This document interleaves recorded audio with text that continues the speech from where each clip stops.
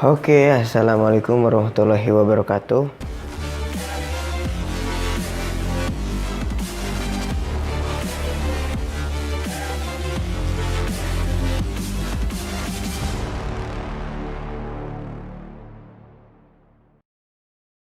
Balik lagi, kita hari ini bahas tentang tips dan trik lolos Serdos 2020.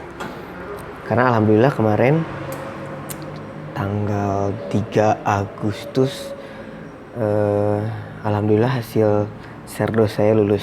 Jadi saya itu kemarin lulus Serdos di gelombang pertama tahun 2020. Jadi sekarang saya mau sedikit sharing gimana langkah-langkahnya dari data D1 eligible sampai tahap D5, yang mungkin bagi teman-teman dosen masih ada yang belum paham. Jadi kita lihat cara-caranya, oke? Nah, jadi teman-teman harus punya tadi kan NIDN. Yang kedua akun sister. Nah, jadi teman-teman para dosen yang belum mengupdate atau bahkan belum punya akun sister, maka segeralah buat akun sister. Jadi sister itu ada dua, ada sister perguruan tinggi, ada sister Kemendikbud. Ini sebenarnya terintegrasi dua-duanya. Nah, kalau mau buat akun, kalau yang belum punya akun segera buat akun. Tentunya nanti harus pakai NIDN. Nah,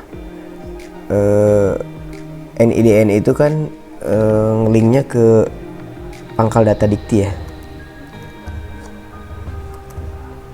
Ini kalau dulu forlap dikti, kalau sekarang pangkal data dikti. Nah, tinggal cek aja teman-teman, kalau udah punya NIDN pasti namanya udah ada di sini. Nah, pasti namanya udah ada di sini.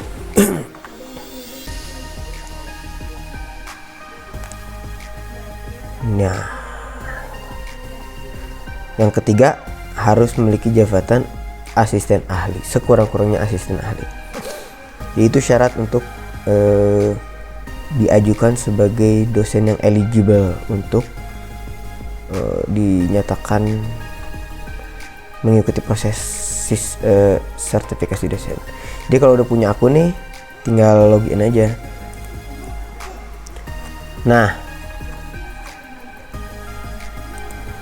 nanti di sini kalau teman-teman, ini kan saya kemarin alhamdulillah udah lolos ya. Jadi keterangan lulusnya bisa dilihat di sister Kemendikbud.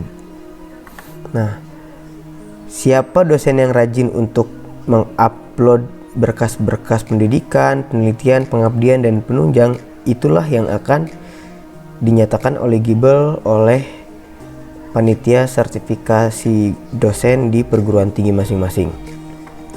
Jadi kalau nggak diupload atau nggak diperbaharui biodata, profil, kualifikasi pendidikan, kompetensi melaksanakan pendidikan, kalau ini dia nanti riwayat mengajarnya dapat datanya dari Pedidikti. Nah, jadi kalau di sininya sudah ada, biasanya langsung nge-link ke sister. Cara nginput ini gimana? Operator setiap perguruan tinggi nanti akan menginput sendiri pada waktu-waktu tertentu biasanya. Jadi ini udah otomatis, saya juga nggak tahu nih, tiba-tiba ada aja. Kalau ini nggak ada, segera diupdate, segera diinput oleh operator, karena kalau nanti riwayat mengajar tidak muncul, maka kemungkinan besar yang sudah pada tahap D4 tidak akan bisa melanjut ke D5. Nanti saya jelaskan D1 itu gimana, D3, D4 sampai D5 itu tahapannya seperti apa. Tapi ini tahap awal yang harus wajib teman-teman lakukan adalah mengupload semua data-data yang sudah teman-teman dosen kerjakan, baik dari profil sampai ke Tridharma perguruan tinggi. Dan ketika SK Jafung sudah keluar, segera diupload di sini jabatan fungsional. Ini saya udah, nanti tambahkan aja nanti riwayat ajuan, nanti diajukan. Kita lihat. Nah ini kalau misalnya saya nanti jadi lektor misalnya, ajukan perubahan. Waktu itu kan masih tenaga pengajar, kepangkatan segera SK-SK.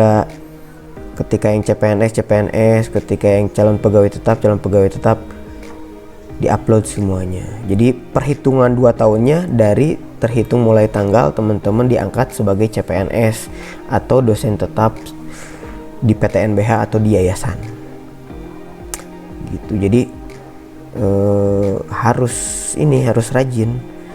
Misalnya pelaksanaan mengajar. Nah ini kan nanti update-nya dari dari PD Dikti, bahan ajar bimbingan nih. Nah bahan ajar ini bisa diupload ketika riwayat pendidikan mengajarnya ada. Penelitian apa saja yang dilakukan pada tahun-tahun saat teman-teman menjadi dosen, publikasi apa saja, buku, artikel di jurnal nasional terakreditasi dan jurnal internasional terindeks, misalnya HKI, dimasukkan semuanya datanya. Jadi setiap ini harus ada datanya ya. Contoh misalnya publikasi karya ilmiah, ini semua teman-teman misalnya tambah di, nah ini selalu nanti dipilih aja nih kira-kira masuk ke yang mana kegiatan-kegiatannya. Misalnya mengedit, menyunting karya ilmiah buku, tinggal klik di sini. Nanti tinggal isi aja di SBN-nya dan dokumennya. Yang jelas ini bukti dokumennya, karena nanti para asesor akan melihat bukti dokumen dari yang kita upload di Sister. Gitu. Apa pengabdian, misalnya pengabdian jadi pembicara, menjabat sebagai apa di kampus, penunjang, anggota profesi, mengelola jurnal kalau misalnya di program studinya mengelola jurnal, penghargaan apa saja yang pernah didapat. Ya, jadi itu yang langkah awal sebelum dinyatakan eligible yang harus teman-teman dosen semua, yang dosen-dosen baru nih, yang masih tenaga pengajar mempersiapkan. Jangan nunggu asisten ahli baru ngerjain kayak gini. Sebelum asisten ahli, ketika SKCPT-nya atau CPNS-nya keluar atau SK yayasannya keluar, segera upload semua kegiatan yang teman-teman lakukan. Gitu ya. Itu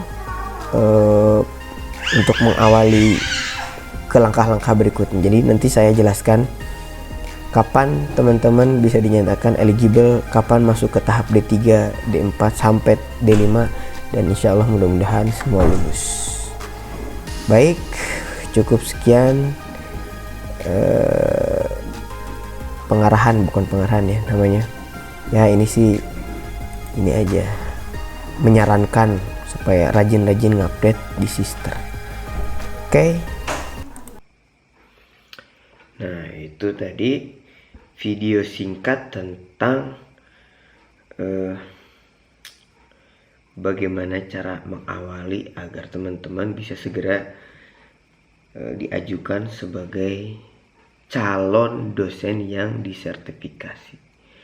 Jadi sebelum dosen yang disertifikasi, teman-teman nanti akan calon dulu karena ada beberapa tahap yang harus dilalui. Jadi tadi 1, punya NIDN, 2, memiliki akun Sister, 3, mengupdate seluruh data di akun Sister dari masing-masing dosen gitu, sehingga bisa diajukan nanti oleh panitia Serdos di perguruan tinggi masing-masing atau di LDDT. Oke, mungkin cukup sekian dulu video dari saya. Nantikan video berikutnya tentang tahapan-tahapan berikutnya dari Serdos dan bagaimana cara agar lulus di gelombang 2 nanti dan tahun-tahun berikutnya. Oke, sampai jumpa di video berikutnya. Cus.